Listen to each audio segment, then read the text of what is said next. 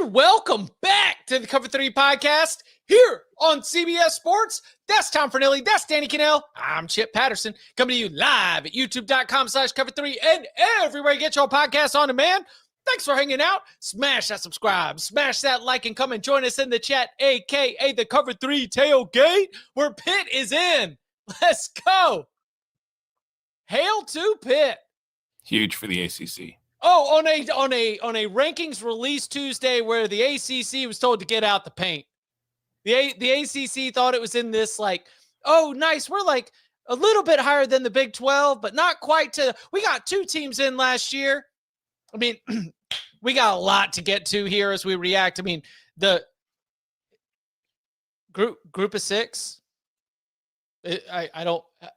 Anybody see it? Anybody see a group of six team? I don't. Okay. Don't see a single group of six team. Any ACC teams, anywhere close to, oh no. Oh, they're all down in the mid-teens. Okay.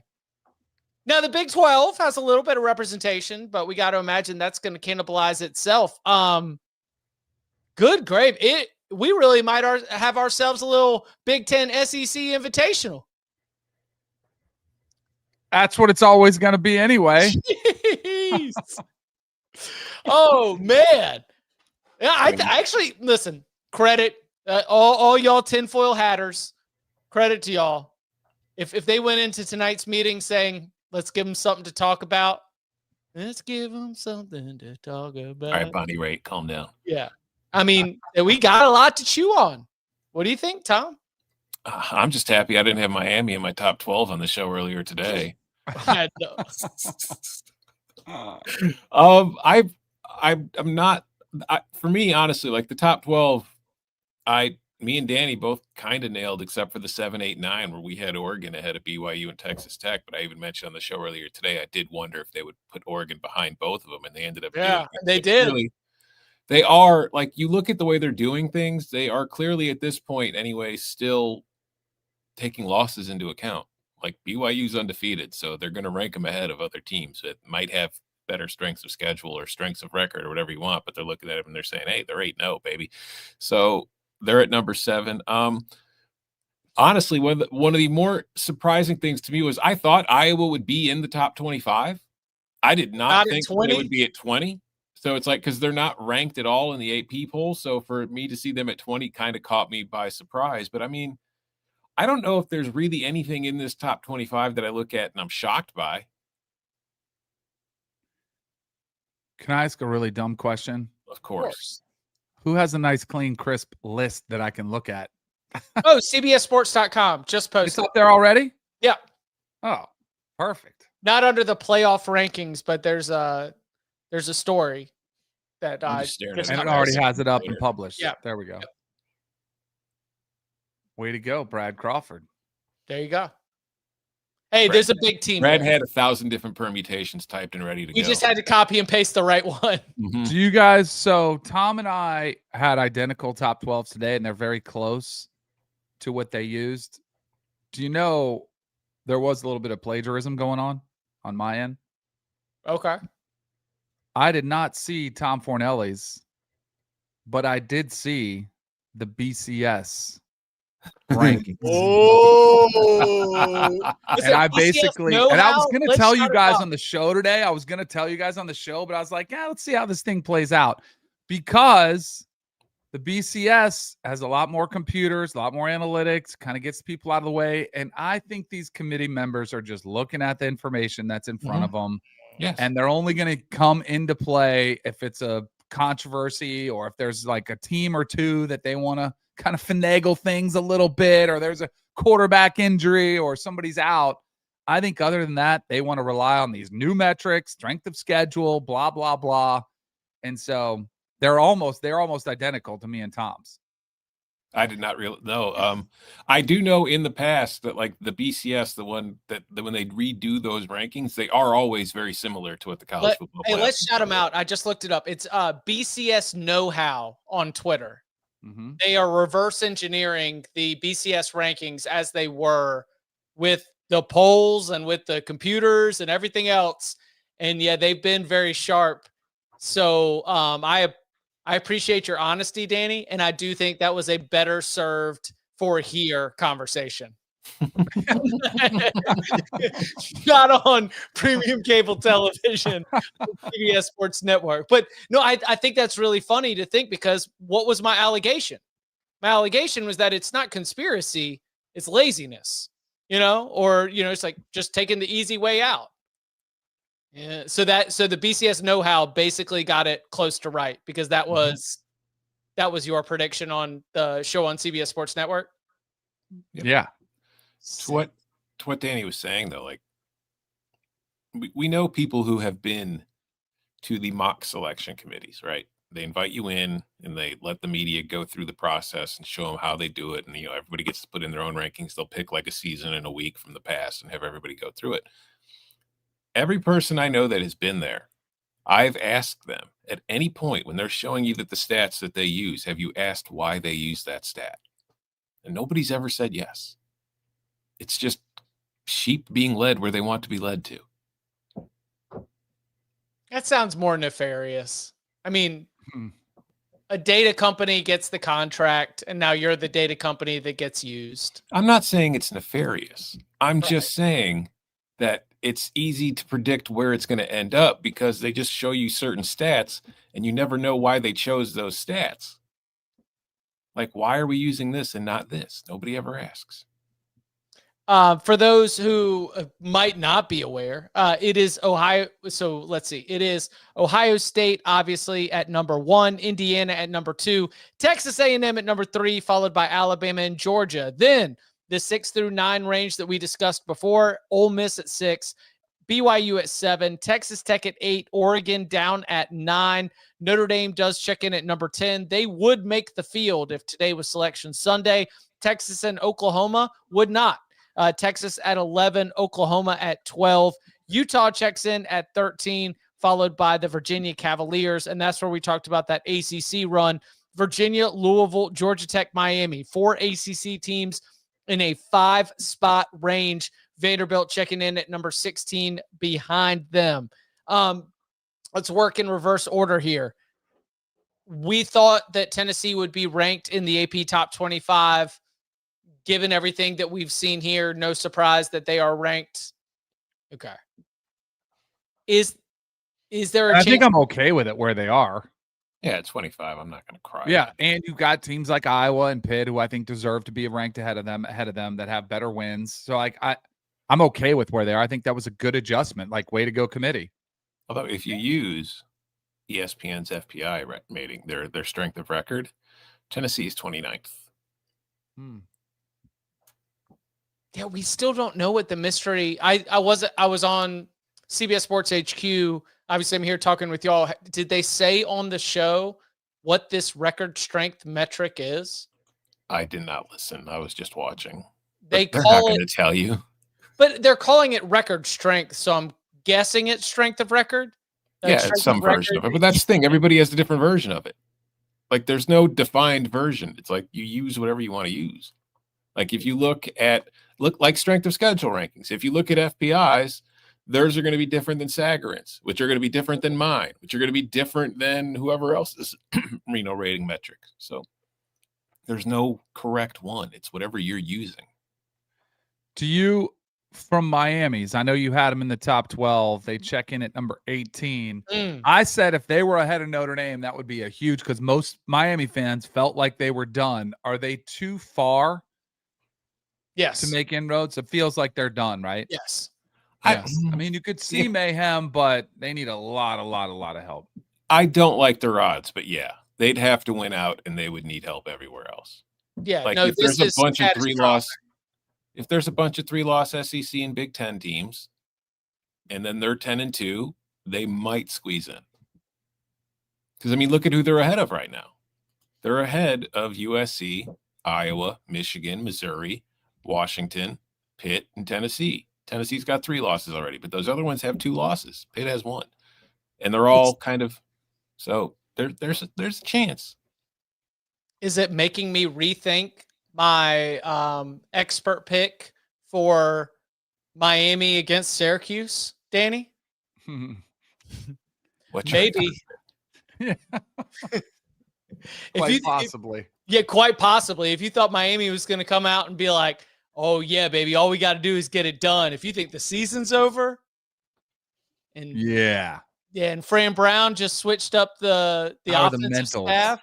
Yeah, a big game. Never thought that Syracuse at Miami would be a big game for the Miami Hurricanes, but it's going to be tough to get up for that one. Yeah, I think Miami's done. They can't get in the ACC championship.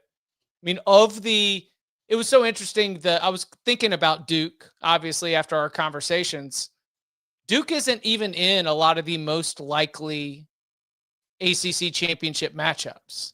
Like of the top 6 ones, they're in 2 of them, which is, at least, a shot here. But yeah, Virginia, Louisville, Georgia Tech, they just get to fight each other and figure it out.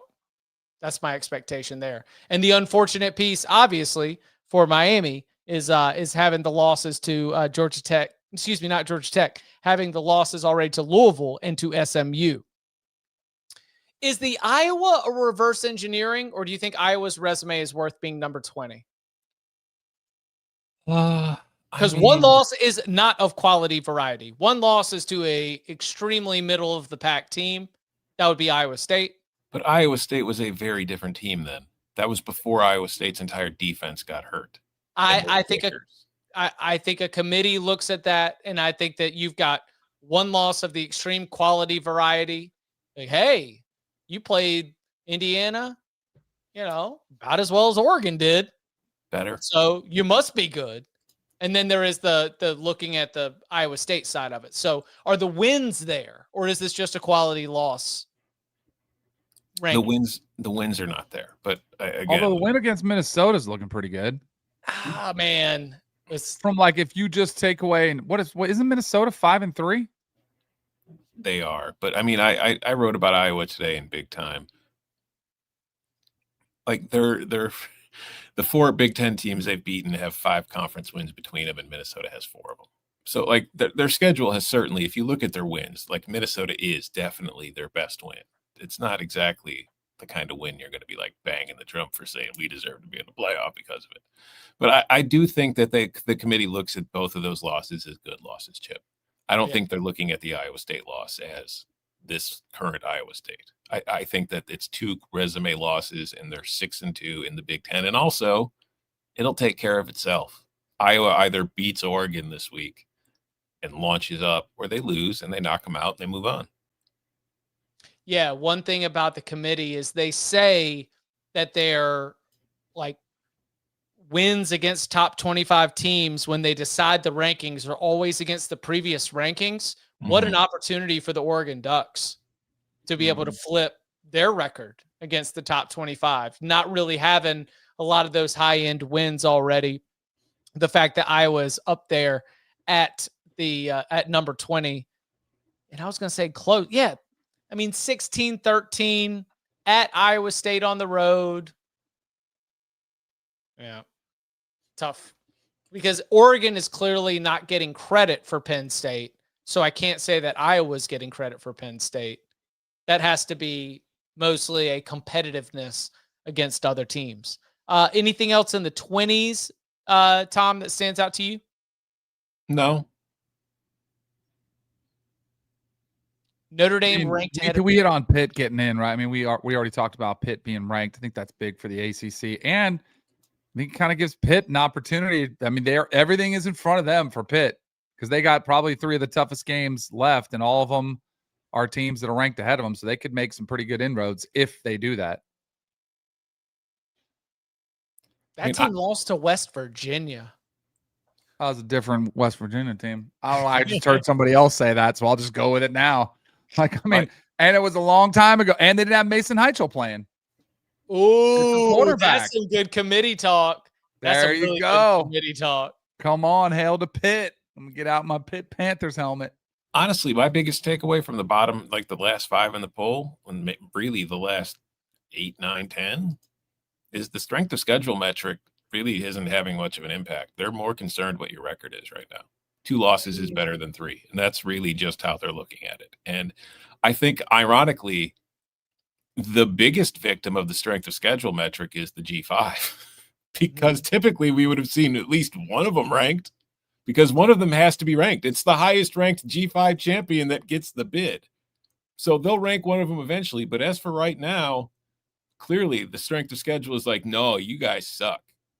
So on the show right now, they're showing Memphis as their highest ranked. Do they do rankings past 25? I was going to say. Apparently. Yeah, I mean, they must have to. I mean, is there like an others receiving votes? And Well, they don't list it. They normally don't publish it, but yeah, as I mentioned earlier, the whole process starts with every committee member filling out their own 25. A consensus is made, and then you start doing the debates to get everybody on the same page and do all the voting. So that means Memphis must have gotten more 24s on committee members' ballots, but not enough. Mm-hmm. I'm glad that they are, if that's what they're showing right now. I'm glad that they're doing that, because I that's just saw them says do in a the bracket, and they had Memphis NR not ranked, but they were the team in the bracket from the group of 5. Grant says in the chat that Reese Davis said they keep ranking until they get a G6 team. Man, they might have to do 40 teams. What if I was going to say, what if they're tired and they want to go home? There's like, just throw them in there. When they hang up their hats on that hat rack, they put on their hard hat and they're ready to work. They brought a lunch pail. Goodness gracious. So corny. I tell you what, extra motivation for Memphis. They don't believe in us. They don't believe in you. They won't even put you in the top 25. All right. Let's hit a break. Then we'll come back. We'll get into the Notre Dame of it all, the rest of those teams that are right there on the bubble and more. So coming up on the other side. So is Notre Dame getting treated by its wins, its losses, or that sweet, sweet Golden Dome? All that and more next.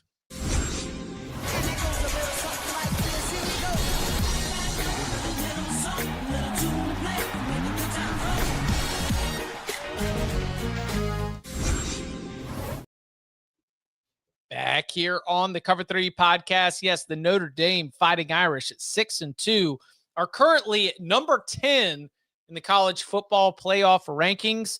They are the highest ranked 2-loss team, just ahead of Texas at 11 and Oklahoma at 12. Danny Kanell, can you weigh this, justify, or explain Notre Dame's ranking in the field? I mean, it's easy. Preseason expectations, lose early in the calendar so you don't drop. I mean, shoot, they were ranked at 0-2. That's all you need to know. And I know the committee doesn't rank until now, but they do pay attention. And the narrative from everyone was, well, those were great losses. So they didn't drop out of the top 25. So they were still top of mind. And then they've won 6 games in a row. And so here they are, right back where they were last year. And the fact they did it last year, I think, helped them too. You know, they were bad loss early. We ran the table, went all the way to the national championship game. I think that helps. And I think the brand helps. So I think it's all of it's just, that's why I don't think any of us are shocked at all. I mean, we all predicted they would be in there. It's just not surprising.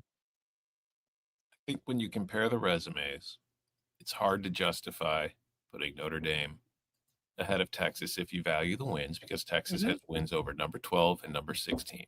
Yep. Notre Dame has a win over number 19. However, when you get to the losses, Texas has a loss to number 1 and a 3-5 Florida. And if we want to look at the Florida that they lost to at the time, that team was 1-3. They were 2-3 after playing Texas. Notre Dame's losses are to number 3 Texas A&M and number 18 Miami, and they were 3-point loss and a 1 point. Loss. Yeah. So blocked extra point. Remember extra point awareness night on that Saturday night reaction show? Now, if you compare strength of record, FPI's got Texas 9, Notre Dame 15. But when you get to strength of schedule, or actually, sorry, if you get to the game control metrics that they like to use, Notre Dame is a lot higher than Texas, because since then, Notre Dame is blowing people out for the most part. And Texas was in overtime with Kentucky, was in overtime with Mississippi State, and let Vanderbilt crawl back into the game in the fourth quarter. So And we know they use game control. We don't, they look at that. That is part of what they use. So I'm guessing when they put it all together, Notre Dame came out slightly ahead, although probably not by much. Also, Notre Dame was at 10 in the BCS know-how simulated BCS standings. Nailed it. Yeah, because the computers are going to like Notre Dame because Notre Dame is beating the crap out of teams.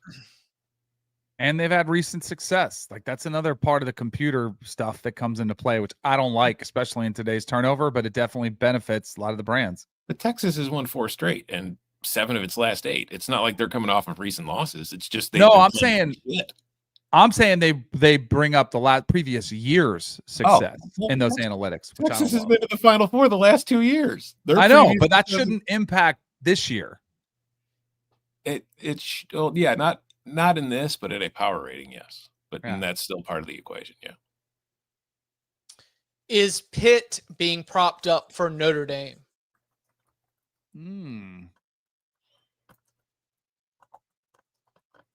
No. Okay. You're not doing 40 chess here for the Fighting Irish. No. I mean, 2-1 possession losses, and I do think, again, they were earlier in the season. I think there is a factor of losing games early. Doesn't matter as much. I mean, especially as Tom mentioned, by close margins to very teams. One possession each game. Yeah. I wonder if they would say, since they've changed their quarterback, they're undefeated. I don't know. I wonder if that was a way to justify Pitt's ranking. Kurt Cignetti would. Kurt Cignetti would want you to know that that's a 3-0 team we're playing this week. Yeah, exactly.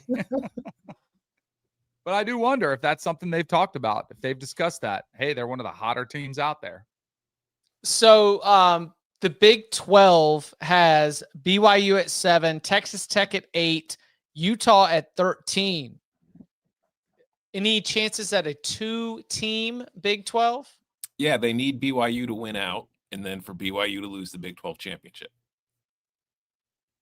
So you've got a 12 and it was what we thought Texas Tech was going to be, where we said the path to a 2-team Big 12 was for Texas Tech to go undefeated, then lose in Dallas in the Big 12 championship. Mm-hmm. But I mean, because those two play each other this week, so one of them will be outside the top 10 next week. What else from that range in the bubble stood out from the rankings release?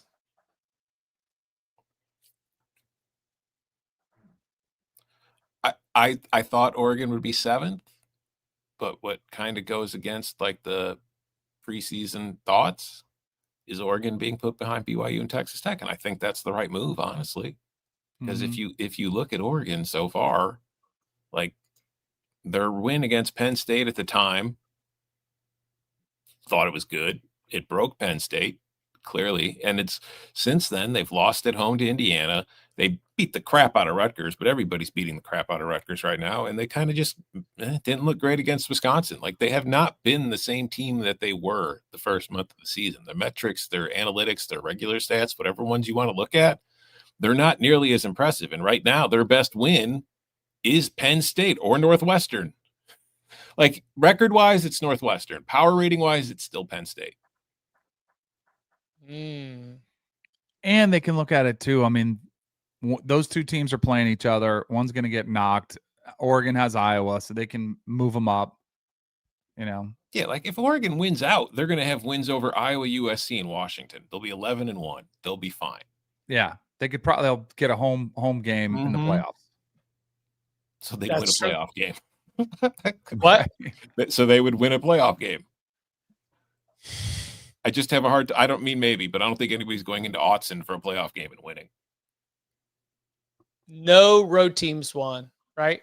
No. Oh, Ohio State. No. Ohio State was at home. Yeah. It was all home teams. Tennessee was freezing. Nico was the only one who showed up to play. Clemson lost in Texas. Tennessee lost at Ohio State. Indiana lost at Notre Dame, and SMU lost froze its ass off. Kevin Jennings couldn't feel his hands. Yeah. Good gravy. All right, let's do a little winners and losers. Okay, full 1 through 20. Any other? Did you at all entertain anybody but Ohio State? No, I thought it was going to be Ohio State. I thought maybe Indiana. I mean, I honestly thought they could have made a case for Indiana or Texas A&M, but I thought they'd take the easy way out and put Ohio State in there. Not have a problem with it. If they wanted to do Indiana, I would have alleged just for the clicks, Yeah. But this is going to make it easy. Justify those trips to Grapevine. It's the Washington win on the road that keeps Ohio State ahead of Indiana. Yeah. It's a good win. All right, let's decide some winners and losers. 1 through 25 from the committee has been released. Tom Fornelli, give me one. Let's do one winner, all three of us, then we'll do one loser. Let's start with the winners. Who you got? Who is a winner from tonight's rankings release? Do I have to pick a team or can I pick a? It's all up to you. Oh, the Big 12. As a winner. Yeah. You've got three teams in the top 13. You have three teams before there's a single ACC team. And if you look at this from the perspective of like this sport is the Big 10 and the SEC going forward, the Big 12 and the ACC are feeding off of scraps. And that's just the reality of the situation. That's how it's going to be. So the Big 12's competition is really the ACC. They have to beat them, and they are beating them. They've got three teams ahead of any single ACC team, and they might get two in if things go their way. The ACC has no shot of getting two teams in. It's pretty clear that's a one-bid league. There is a path. Yeah, I mean, there's a path up of Mount Everest, but I don't know if they're going to get up there. Georgia Tech beats Georgia, loses in the ACC championship game. I think they're in. But I don't think that's going to happen either. Winner. My winner, I'll go with Iowa. Iowa making that. I think we all thought, oh, yeah, they should be in. But for them to jump up at 20, I think is huge. And I think even today when we had our discussion on the CBS Sports Network show about surprise teams that could make it, somebody, I forget who it was who brought up Iowa. And it was like, and then somebody also said not Iowa that wouldn't make it. But they're in their kind of that zone where they could definitely make the college football playoff if they win out, which I think, that was probably more of a long shot thought before you saw them in at 20 with USC coming up after Oregon. Like they've got a couple winnable games. They could absolutely be in that conversation. For my winner, I will go with the Notre Dame Fighting Irish. I promise this is not using my own bias of being so wrong, but this is clearly a sign that you will not be weighed down by the Miami loss. When they throw Miami all the way down at number 18 and you're up there at number 10 currently in the field if the playoffs started tomorrow, then that is the elimination of one of the nightmare scenarios, because the nightmare scenario was if by some way it was going to come down to two teams that the committee thought were very, very close, that a head-to-head result would matter. But by the committee putting Miami down at 18 and the Notre Dame Fighting Irish up at 10, they are saying you do not right now have comparable resumes. If Notre Dame can handle its business and win out, I think it's in the college football playoff, because the times that we have seen win and move down really happen with this committee has been right on the cut line in a 4-team model. Right? Yep. Alabama was Alabama playing on conference championship Saturday last season? No, that was Georgia and Texas. They didn't have a chance to make a statement. SMU played well enough for the committee as they were sitting around in nice little chairs. It's too bad they don't give them those chairs with the massages in it. At the CFP hospitality. I know they got those chairs. Maybe next time I see one of those chairs, I'm going to think to myself, Barry Alvarez was in this chair one day. It just goes to a storage unit till it comes back out. But they were in those comfy chairs and they watched SMU battle against Clemson. SMU had that opportunity. So yeah, Notre Dame. Yeah, I think that as long as you take care of business, you're going to be in the college football playoff. Good winner for the day. Okay, losers. Danny, I'll let you go first here. It's easy. ACC. finding your one-loss teams with multiple teams, not just from the SEC, but from the other conferences as well, over your one-loss teams, it does look like it is going to be one team from the ACC in the college football playoff. And the worst part about it is it's not what we all thought was potentially the best playoff national championship contender in Miami. Oh, yeah. Like that's probably the worst part about it, too. The team that you think could go and win a game in the playoff. Yeah, I would agree. Tom? For my loser, I'm going to go with Cincinnati. Not ranked at all. The committee told you that your only path to the college football playoff is winning the Big 12. And even then, like, we know that Memphis is the highest ranked G6. We know that they rank them until they get to one. Did they get to Cincinnati? What if you're not even the highest ranked conference, or you're not ranked higher than the G5 champion at that point? Now, granted, if Cincinnati wins out, they will beat BYU in the champ. Yeah, or no, in a couple regular weeks. season. Yeah. But if Texas Tech beats BYU and then Cincinnati beats BYU, what happens to BYU's worth on your resume? So I think Cincinnati just kind of got like it's been a bad week for the Bearcats. Got housed by 31 by Utah, and now you're basically told you've got to win out or you're not in. You know, I felt bad. We had some Utah fans reach out. We didn't, obviously, because the game was going on and already out of hand. We didn't give it a lot of minutes on Saturday night's Instant Reaction show. And on Mondays, upon further review, didn't really dive back into it. It was a book I could close and put on the bookshelf early. It's over early. Yeah. I don't know another way to say it. Does that make sense to you guys? I hope it makes sense to everybody. Like, it's a breezy read. It was a breezy read. It was an audio book. Yeah. I was like, I don't have, like, Utah's really, really good. There's a lot of games that continue to give us the opportunities. I'm sorry I did not celebrate an ass kicking that you delivered to the Bearcats in Salt Lake City. But yeah, it was a great win. And now it's got you right there inside the top 13. Okay. So for my loser, we already got Cincinnati. We already got the ACC. I think it's got to be the American Athletic Conference, or do you think the American Athletic Conference knows that they're set? Ooh, they're not set. Because there's enough room right now with no team ranked that if they want to change their mind and start to slide somebody up there, they're not going to get also the uncertainty of not knowing who's close, where they're stacked up. Like, that's a disadvantage. I mean, we've got, 5 teams with one in the loss column? 6. Mm-hmm. Navy, 6. Memphis, North Texas, Tulane, South Florida, and ECU. Now, I don't think ECU has a shot at the playoff because they're 5-3. So if they won out and won the AAC, the Mountain West champion, if it's like San Diego State, or JMU, or James Madison, or JMU. But I JMU's the team that's probably going to sneak in this thing.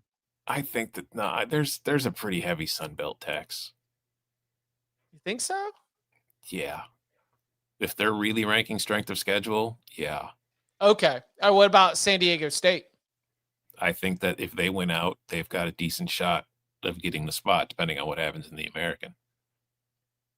I mean, so I guess a winner would be the Mountain West and the Sun Belt. Loser, probably the American, just because it feels like there's not any kind of standard set. It would be super surprising to see the College Football Playoff Selection Committee have one team from a group of 6 in the 20s and then introduce another team and have that team jump the other one. I think part of it is just that the American, they're like, it'll figure itself out. There's too many teams. But I just think that San Diego State's bid is basically, if they win out, they'll have a 34-0 win over Cal, an ACC team. They'll have beaten Boise in the regular season, and then they will have beaten Boise, Fresno, or maybe UNLV in the Mountain West Championship. So they're 12-1. They'd have a very good bid. Yeah.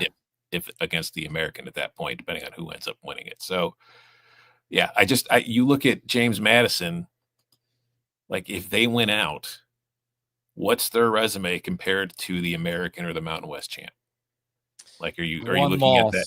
Yeah, it's Hey, only we didn't get blown out by Louisville. yeah. That's what you hang your hat on. Hey, there's a lot of teams hanging their hats on quality loss resumes in these rankings. Yeah, but they all have much more difficult strengths of schedule. I agree. Yeah, I'm just providing the context here. That's all. All right. Anything else before we want to get out of here? Nope. All right. Well, enough about the rankings. How about the games? Wednesday, 11 a.m. Eastern time. We will be back here at youtube.com/cover3 to be able to give you the X factors going inside the matchup to some of Week 11's biggest games. It's big game breakdown. So come and hang out. Then Thursday, 11 a.m. Eastern time, it's on to Locks. And you can follow him on Twitter at Tom Fornelli. You can follow him at Danny Kanell. Follow me at Chip_Patterson. Gentlemen, thank you very much. Thank you. See ya.